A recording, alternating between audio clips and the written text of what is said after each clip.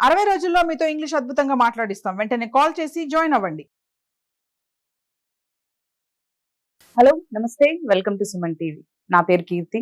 ప్రస్తుతం మనతో పాటు తోడు నీడ ఫౌండర్ రాజేశ్వరి అమ్మగారు ఉన్నారు. వీరితో ఈరోజు కొన్ని విషయాల గురించి మనం చర్చిద్దాం. హలో అమ్మ, నమస్తే. నమస్తే అమ్మా.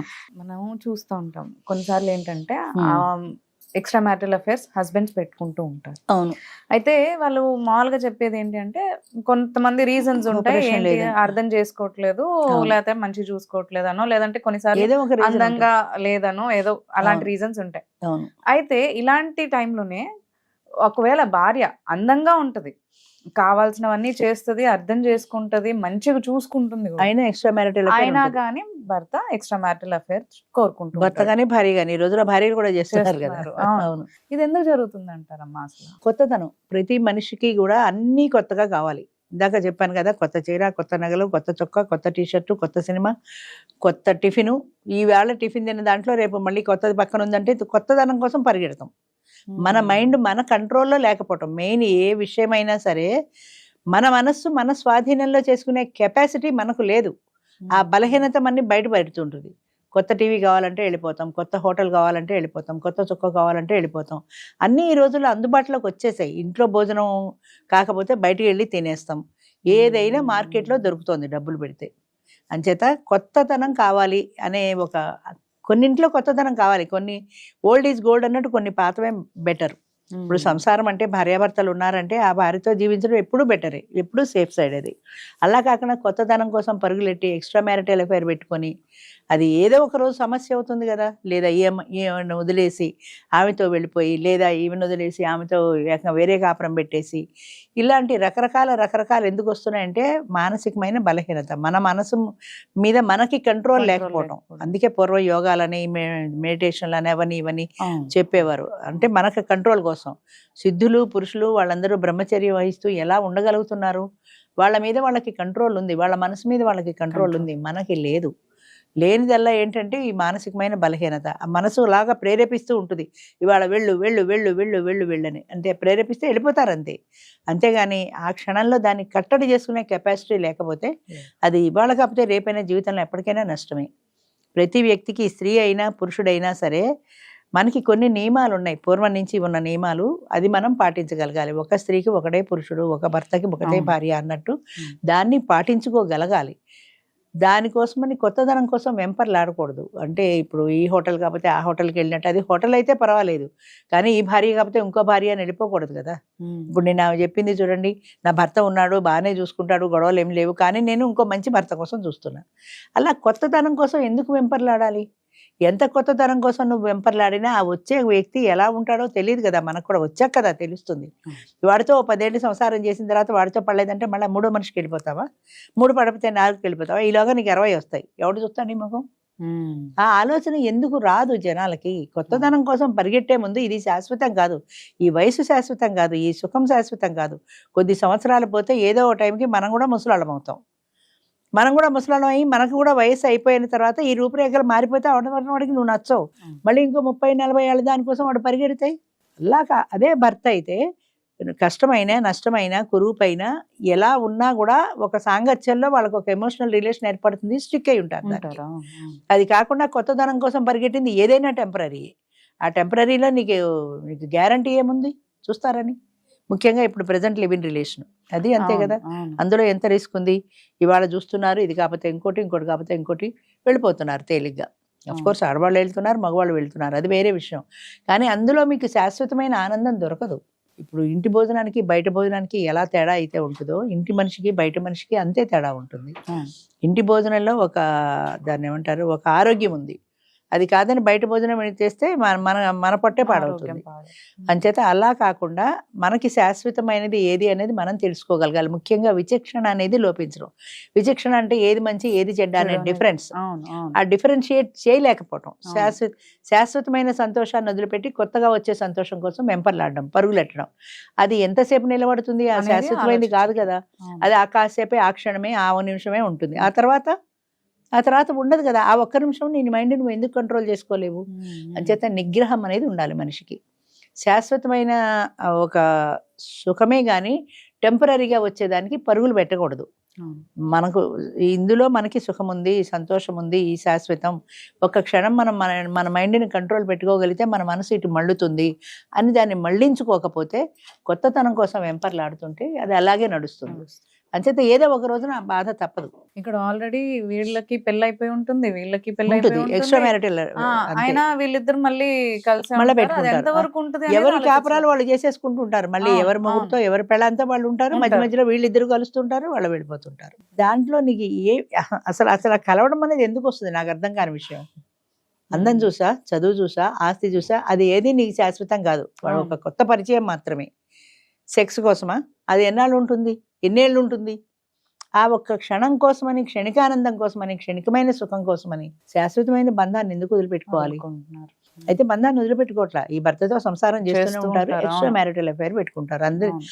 అంటే ఎప్పుడు కూడా అమ్మ కొత్తతనంలో ఒక అట్రాక్షన్ ఉంటుంది. అవును. ఆ అట్రాక్షన్ కోసమని వెంటబడుతుంటారు అంతే. అది ఆ అట్రాక్షనే కానీ శాశ్వతమైంది కాదు అనే విషయం. రోజు చూసే మూడు ముఖం బోరు, రోజు చూసే పెళ్ళ ముఖం బోరు. కొత్త ముఖం ఎన్నాళ్ళు ఉంటుంది నీకు? ఒక పెడతావు, ఒక గంట కాఫీ తాగుతావు, వచ్చేస్తావు, అయిపోయింది కదా. ఆ తర్వాత వచ్చేది ఈ పెళ్ళం దగ్గరికే కదా, అవును. ఈ మొగుడు దగ్గరికే కదా. అంచేత శాశ్వతమైన దాంట్లో ఎప్పుడూ ఒక గ్యారంటీ ఉంది. అది పోయి అశాశ్వతమైన దానికోసం, క్షణికానందం కోసం అని బయట తిరిగినట్లయితే అది నీకు తాత్కాలికమైన ఆనందాన్ని ఇస్తుందేమో కానీ శాశ్వతమైంది కాదు. అది వాళ్ళకి తెలుసు అది శాశ్వతం కాదని. ఎన్నాళ్ళు నడిస్తే అన్నాళ్ళే అనుకుంటారు అంతే. ఇంకోటి ఏంటంటే మనుషుల్లో ఎమోషనల్ రిలేషన్ అనేది పోయింది. ఇప్పుడు లివింగ్ రిలేషన్లో 3 ఏళ్ళు 4 ఏళ్ళు ఉండి మళ్ళీ పేరెంట్స్ మంచి సంబంధం చూస్తే వీడిని వెళ్ళిపోతారు. అవును. చేసేసుకుంటున్నారు. అవును. నీకు ఒక ఎమోషనల్ రిలేషన్ లేదు, ఫిజికల్ రిలేషనే ఉంది వీడితో. అవును. కాబట్టి 3 ఏళ్ళు 4 ఏళ్ళు వాడితో ఉన్నావు, మర్చిపోయావు అంతే. నీకు ఆ గతం గుర్తురాదా? ఒక్కసారైనా వాడితో గడిపిన క్షణాలు గుర్తురావా? ఎందుకు గుర్తు రావట్లేదు? వస్తాయి. దాన్ని సమాధి చేసేస్తున్నారు అంతే. అంటే ఒక ఎమోషనల్ రిలేషన్ అనేది ఉంటే శాశ్వతంగా ఎమోషన్స్ మనసులో ఉండిపోతాయి. అవి అది లేదు. ఇవాళ తాత్కాలికమైన అవసరం వాడితో, కాబట్టి ఇద్దరం కలిసి ఉన్నాం, వద్దనుకున్నాం, వెళ్ళిపోయాం అంతే. క్రమేపీ వాడిని మర్చిపోతారు. వాడితో ఉండే గడిపిన రోజులు ఏమైనా ఉంటే అది సమాధి చేసేస్తారు. అట్లాగే బాండింగ్ తక్కువైపోయింది. తక్కువైపోయింది మనుషుల్లో. ఎమోషనల్ రిలేషన్, ఎమోషనల్ బాండింగ్స్ అన్నవి తక్కువ. అసలు ఎమోషన్స్ అన్నవే లేవు. ఇద్దరు వ్యక్తులు కలిసి ఒక ఫ్రెండ్తో ఒక 10 సంవత్సరాలు మనం స్నేహం చేస్తే విడిపోతుంటే బాధపడతాం. పక్కింట్లో ఉండే టెనెంట్ కూడా మనతో పాటు 10 ఏళ్ళు కలిసి ఉండి వాళ్ళు విడిపోతుంటే బాధపడతాం. ఏం చేత వాళ్ళకి మనకి ఏముంది రిలేషన్ అంటే? ఏం లేదు, ఒక ఎమోషనల్ రిలేషన్. కష్టం సుఖం కలిసి మాట్లాడుకునే వాళ్ళం, కలిసి పంచుకునే వాళ్ళం. అలా ఏదో ఒక కాలక్షేపం అయింది వాళ్ళతో. అయ్యో దూరం అవుతున్నారనే బాధ ఉంటుంది. అలాంటి ఎమోషన్స్ ఏమీ లేవు. అంటే ప్రజెంట్ జనరేషన్ ఎట్లా ఉంటుందంటే మన అవసరం తీరిపోవడమే ముఖ్యం, నాకు ఎమోషన్స్తో పని లేదు. No emotions. ఎమోషన్స్ పెట్టుకుంటేనే కదా బాధ, వాళ్ళు వెళ్ళిపోతున్నారని బాధ. అసలు ఎమోషన్సే లేకపోతే నాకు బాధపడాల్సిన అవసరమే లేదు కదా అన్నట్టుగా తయారవుతున్నారు. అని చేత ఎమోషన్ అనే దాంట్లో ఒక రిలేషన్ కూడా ఉంది. ఒక ఎమోషనల్ రిలేషన్, భార్యాభర్తల మధ్య ఒక ఎమోషనల్ రిలేషన్, తల్లి బిడ్డల మధ్య ఒక రిలేషను, ఒక ఎమోషనల్ రిలేషన్. అన్నింటికంటే ఆశ్చర్యం ఏంటంటే తల్లి బిడ్డలు అనేది ఒక అద్భుతమైన ఒక రిలేషన్. అది దాన్ని కూడా వదులుకొని కొత్త వాడితో వెళ్ళిపోతున్నారు. వాడితో వెళ్ళిపోవడానికి ఈ ఎక్స్ట్రా మ్యారిటల్ అఫైర్ కోసమని కడుపున 9 నెలలు మోసి కన్నా బిడ్డల్ని కూడా వదిలేసిపోతున్నారు. ఎలా వదులుతున్నారు అనేది కొన్ని సంఘటనలో అయితే చంపేస్తున్నారు కూడా. పిల్లల్ని కూడా చంపేస్తున్నారు. అంటే ఈ సెక్స్ కోసమనో, ఈ అశాశ్వతమైన దానికోసమనో కన్న బిడ్డల్ని చంపుకోవడానికి కూడా ఆడవాళ్ళు కూడా వెందియట్లా. ఎలా అయిపోయారు అసలు. తలుచుకుంటే బాధ వేస్తుంది, ఎక్కడికి వెళ్తున్నాం అనిపిస్తుంది. కొన్నిసార్లు ఇంట్లో ఎంత బాధలు పెట్టినా పిల్లల కోసం బతికిన రోజులు ఉండేవి. ఎన్నో ఏళ్ళు చిత్రహింసలు అనుభవిస్తూ పిల్లల కోసం బతికిన వాళ్ళు ఇప్పుడేమో పిల్లల్ని చంపేసే పిల్లలే మాకు వద్దని ఇస్తున్నారు. అసలు అందుకే ఇప్పుడు పెళ్లిళ్ళు పోయినాయి, పిల్లలు పోయారు. పెళ్లి చేసుకున్న వాళ్ళు మాకు పిల్లలు వద్దంటున్నారు. బెంగళూరులో అదేదో సంస్థ ఉంది కదా, అసలు ఇప్పుడు 30 ఏళ్ళు దాటినా పెళ్ళే వద్దంటున్నారు. 30 ఏళ్ళు దాటితే అసలు మాకు పెళ్ళే వద్దు. ఎందుకంటే పెళ్లి వల్ల మా స్వతంత్రం పోతోంది. అది చెప్పేది ఏంటంటే నా స్వతంత్రం పోతుంది. అసలు మా నాన్న ఫీలింగ్ పోయింది. నా స్వతంత్రం, నా స్వేచ్ఛ, నా ఆనందం, ఇవే అంతే. అంచేత దానివల్ల పోతుంది. కాబట్టి ఇంకో మొగుడు రావడం ఎందుకు, నా మీద పెత్తనం ఎందుకు, నా ఇష్టం వచ్చినట్టు నేను ఉంటా. నిన్నగా వాళ్ళు పేపర్లో చూసాను, అన్నీ తీరిపోతే పెళ్ళెందుకు అని. అవును, కానీ నీ మనసులో ఎవరో ఒక తోడు కావాలనే కోరికను చంపుకోలేవు కదా. అంటే టెంపరీగా ఎడతో హోటల్లో టిఫిన్ తినేసి వచ్చినట్టు కాసేపు వాడితో గడుపుతావు, వచ్చేస్తావు అంతే. అయిపోయింది, అక్కడికి అవసరం తీరిపోయింది. మళ్ళీ నీకు ఎప్పుడు అవసరం అంటే అప్పుడు పెడతావు, వచ్చేస్తావు అంతే. తప్ప శాశ్వతమైన బంధం అన్నది వద్దు. అంటే ఎమోషన్స్ లేవు. ఎమోషన్స్ అనేవి ఉంటే అన్నీ ఉంటాయి. ఎమోషన్స్ లేవు కాబట్టి నాకు శాశ్వతమైన బంధం వద్దు.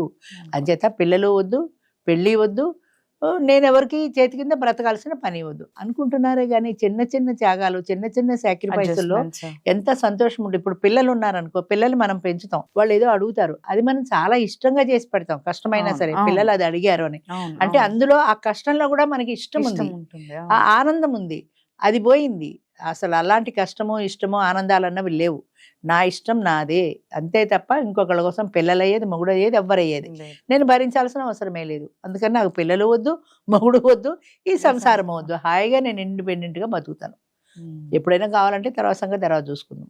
ఆ అవసరం తీరిపోతే వాడి సంగతి వాడిదే, నా సంగతి నాదే, అంతే. అందుకనే అంటున్నా, ఎమోషనల్ రిలేషన్ అనేది ఒక అద్భుతమైన ప్రక్రియ. అది ఆ ఎమోషన్స్ అనేవి ఉన్నప్పుడు బిడ్డల కోసం త్యాగం చేసిన తల్లులు ఉన్నారు, జీవితాంతం నరకం అనుభవించిన తల్లులు ఉన్నారు. సంసారం వదిలిపెట్టి పోవడం, డైవర్సులు అవి ఆ రోజుల్లో లేవు కాబట్టి.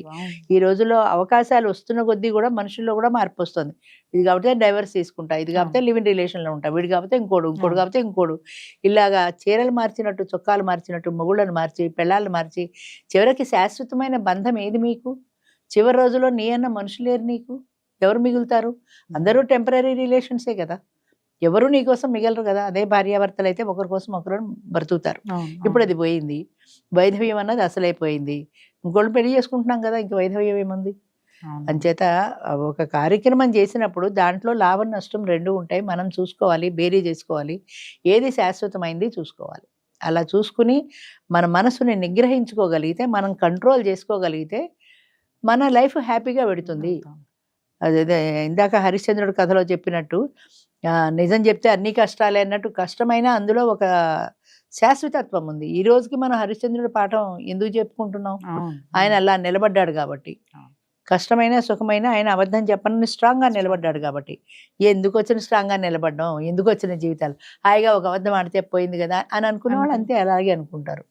అంచేత శాశ్వతం అనేది ఒకటి ఉంటుంది, దానికోసమని మనం కష్టపడాలి, మన క్యారెక్టర్ నిలబెట్టుకోవాలి, మనము స్ట్రిక్ట్గా ఉండగలగాలి, మన మనసు మీద మనకు నిగ్రహం ఉండాలి. మెయిన్ ఆ కంట్రోల్ మనకు ఉన్నప్పుడు మనం ఏదైనా చేయగలుగుతాం. మన కంట్రోల్ లేకపోతే, ఇప్పుడు నాకు కోపం ఎక్కువ, నేను బడబడా తిట్టేస్తాను, తిట్టగానే నా మనసు ఆగదు. తిట్టిన తర్వాత నువ్వు బాధపడి ఏం చేయ, నువ్వు తిట్టేసావు, అయిపోయింది కదా, అవతల వ్యక్తి బాధపడ్డాడు కదా నువ్వు తిట్టడం వల్ల. ఆ నిగ్రహం కోల్పోతావు ఆ క్షణంలో. ఆ నిగ్రహం కనుక ఉన్నట్లయితే, ఒక్క నిమిషం నాకు కంట్రోల్ ఉంటే నేను తప్పు చేయను కదా. అది ఉండాలి, ఆ నిగ్రహం అన్నది ఉండాలి, మనో నిగ్రహం ఉండాలి మెయిన్. అది అవునమ్మా. ఓకే అమ్మా, థ్యాంక్ యూ. థ్యాంక్ యూ అమ్మా.